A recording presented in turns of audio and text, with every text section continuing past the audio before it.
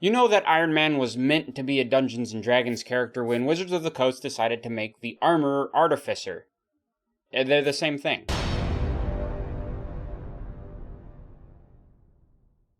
Hey fellow Game Masters, I'm Richard Quiner, and welcome back to the RPG Daily, your daily dose of all things tabletop role-playing games, helping you build your world and master your game.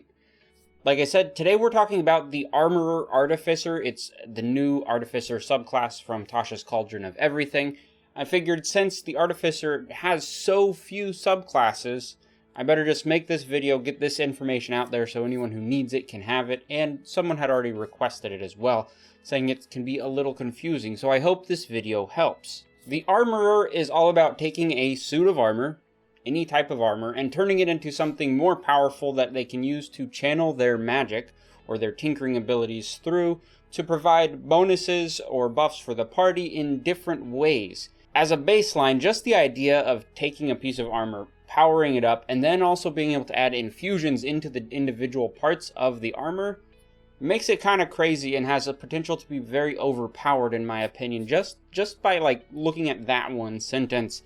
But let's dive into all the things you get as the Armorer Artificer. First, of course, we have to talk about the spells. The Artificer spells are spells that you gain at certain levels that you always have prepared. They are always count as Artificer spells for you, and they don't count against your prepared spells lists. In addition to that, it doesn't matter what spell list those spells are actually on normally, they are Artificer spells for this subclass. Like all of these videos, I'm going to kind of breeze through these spells. I'm not going to give in-depth detail on each one, but for each level I will give a little bit of information about one of the spells. At level 3, you're going to get Magic Missile and Thunderwave. Magic Missile is an auto-hit ranged attack that deals 1d4 plus 1 force damage per dart.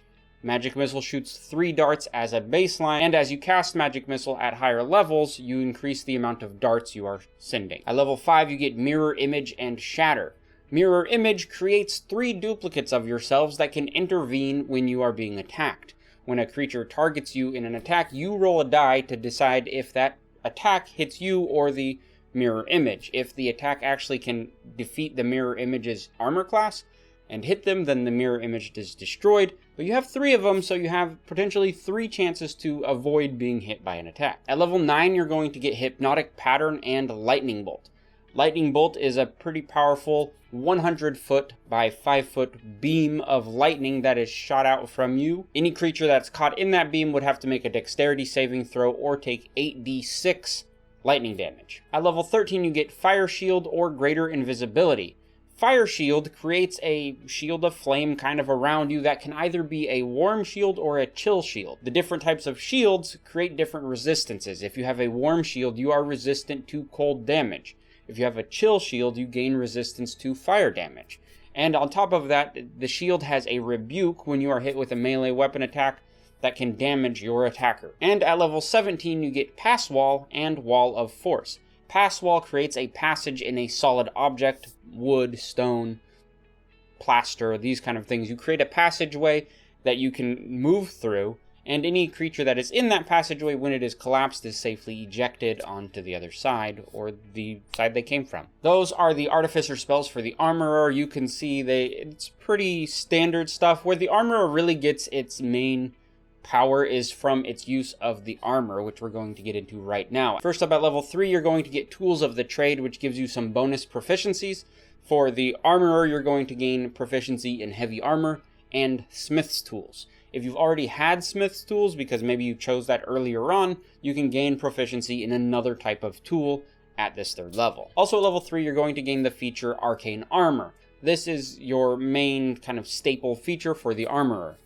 Similar to the Arcane Firearm from the Artillerist, this one lets you touch a suit of armor as an action, you tinker with it, and turn it into Arcane Armor. This Arcane Armor gives you several benefits and serves as kind of a conduit for the rest of your abilities. So what are these benefits? First up, the armor, if it normally has a strength requirement, ignores that strength requirement, meaning a weak, low strength Artificer can wear plate mail, which normally has a strength of 15 minimum to wear it. On top of that, this armor then serves as your arcane focus for casting your spells. In addition to that, this armor is attached to you, meaning it cannot be removed from you without you letting it be removed or without you doffing the armor. When the armor becomes arcane, it actually transforms and covers your entire body, replacing any missing limbs that you might have with functional armor limbs.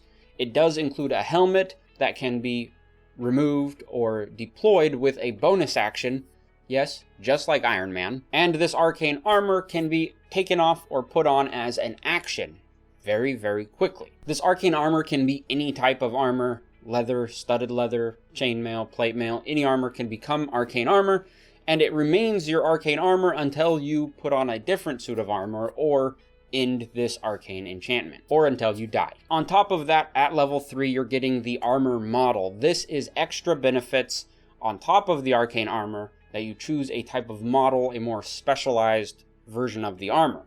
Each armor model comes with certain parts that give you different benefits, including a weapon that you can use. If you use the model's weapon, it uses your intelligence ability score as the attack score instead of your strength or dexterity ability score modifier. When you have this armor model, you can change the type of model after a long or short rest using your smith's tools. First up, we have the Guardian type, which is more of the frontline defender attacker style armor, where you will wear it when you have to be in the front of everything, dealing damage, taking hits. This model comes with Thunder Gauntlets and a defensive field.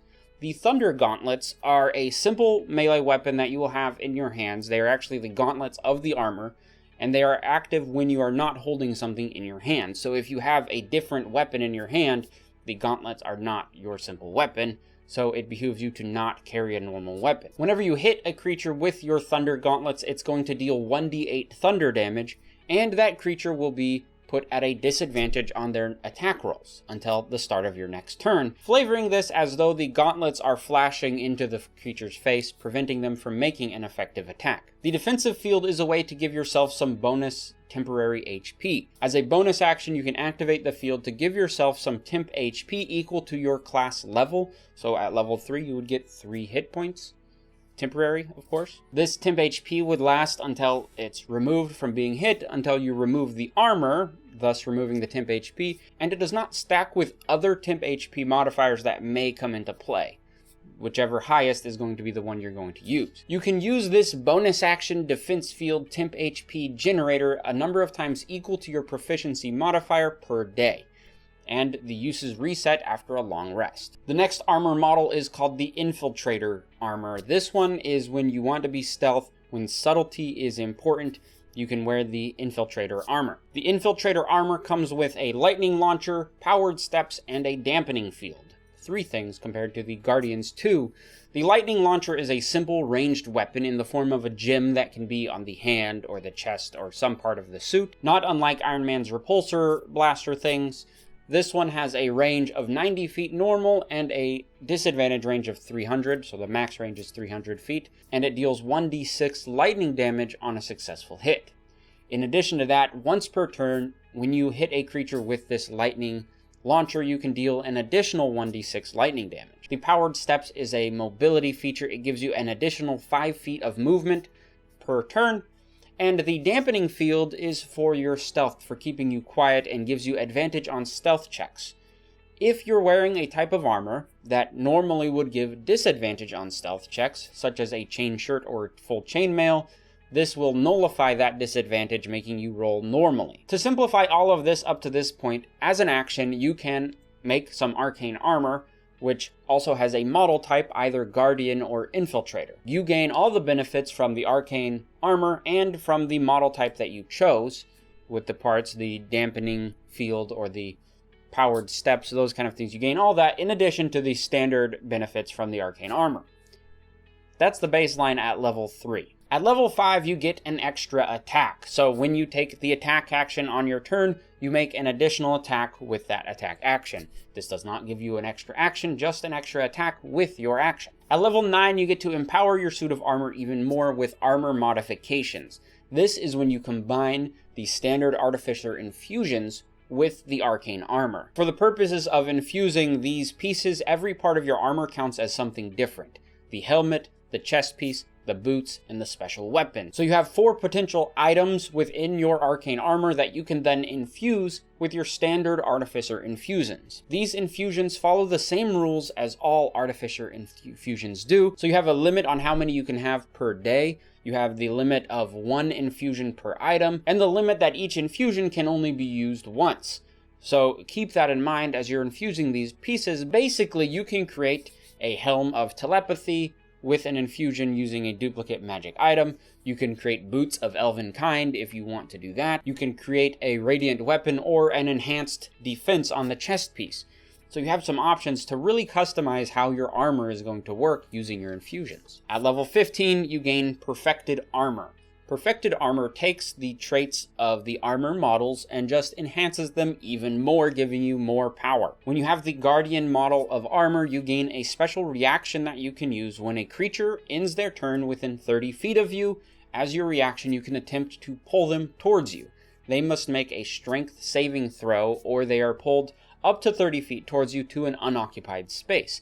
If you can get them into an unoccupied space within your melee attack range, you can then make an attack against them. You can use this special reaction the number of times equal to your proficiency bonus per day, and those reset after a long rest. If you choose the Infiltrator model, you gain a debuff that you can apply on your enemies when you hit them with the lightning launcher. As you hit them, they begin to glimmer with some lightning, shedding a 5-foot dim light around them. At the same time, they have disadvantage on attacks against you, as this lightning kind of interferes with their attacking abilities, and any attacks against that creature have advantage until the start of your next turn. And if that advantageous attack hits the creature, they get an additional 1d6 lightning damage from that hit. So you can see at this level how these perfected armors can give you even more utility, even more control of the crowd and handling the situation. Thoughts on the Armorer? I think this has potential to be a pretty overpowered class. I think dealing with the armor, being able to create the armor as an action, if you find yourself in a situation where you didn't